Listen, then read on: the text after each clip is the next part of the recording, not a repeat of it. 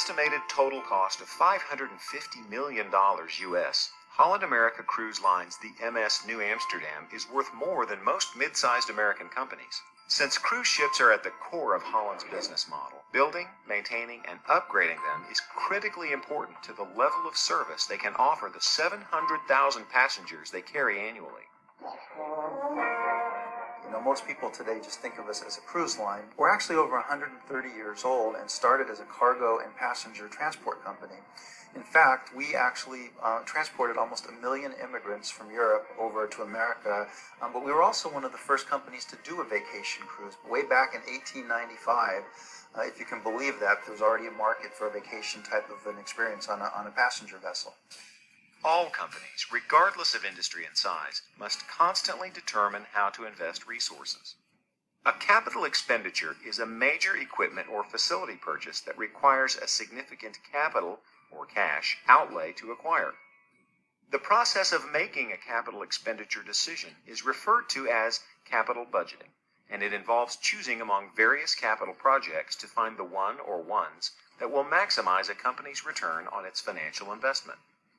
One of our major initiatives is to keep our product fresh and relevant for our brand. And so that means investing in the onboard experience, including the staterooms, the common areas, the back of the house technical features of our vessels. Many companies follow a carefully prescribed process in capital budgeting, which includes 4 steps. 1. Project proposals are requested from departments, plants, and authorized personnel. 2. Proposals are screened by capital budget committees. 3. Officers determine which projects are worthy of funding. And 4. Board of Directors approves capital budget. Holland America starts this process in April of each year as Larry sits down with his CEO. And we lay out a guideline as to what we think is a level of capital expenditures we can afford given projected profitability and cash flow of the company for the next budget season. Then we issue those guidelines to senior management in the company, and we hold meetings. And they come to the capital expenditure meetings with their basically wish list of what they think they need. Everybody comes in high, and but it's you don't want to come in with something that's frivolous. You need to present yourself that ultimately is going to help drive profitability, brand awareness, and I think we do a pretty good job of that. There are 2 popular capital budgeting techniques for evaluating capital investments: cash payback and the net present value method. The cash payback technique identifies the time period required to recover the cost of the capital investment from the net annual cash flow produced by the investment.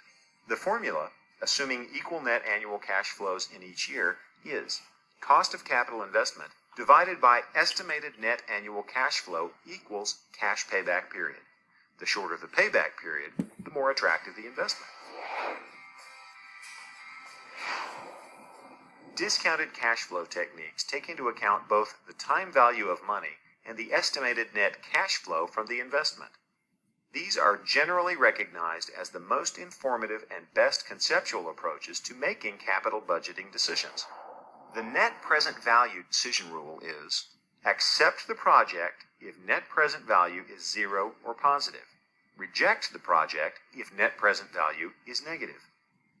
Holland America Cruise Lines strives for a specific minimum return on their investment, so they use the internal rate of return technique. The internal rate of return decision rule is: accept the project when the internal rate of return is equal to or greater than the required rate of return. Reject the project when the internal rate of return is less than the required rate of return. Ultimately, the capital budgeting evaluation process is one that follows a very specific set of guidelines. And we use an internal rate of return of 14%. So we have a fairly high hurdle rate in order to get the capital expenditure approved. At the same time, it isn't a perfect science, and there are many factors that can affect the best predictions. For that reason, they are very cautious. A cruise ship isn't like a copy machine or fleet car. A ship purchase at the wrong moment could have serious impact on Holland America's bottom line. As such, they always take care to perform post-audits, evaluations of a capital investment's actual performance. Post-audits create an incentive for managers to make accurate estimates, and they are useful for determining whether a company should continue, expand, or terminate a project. Walking around a Holland America ship with Larry is kind of fun. He's been at the company for over 25 years, and he has a great memory for numbers, so he can list everything about purchases and fleet upgrades. This ship, for example, was built in the mid-1990s for about $350 million, but they've since made over $40 million in upgrades. One aspect of that I really enjoy about the job is the planning process. It's really the heart of your company. You know, generally, employees in a company want to see it grow. And for us, a new ship represents growth. It represents longevity. It represents job security. You know, you feel very proud about working for the company when you have new products coming online. And they're very well received by our guests.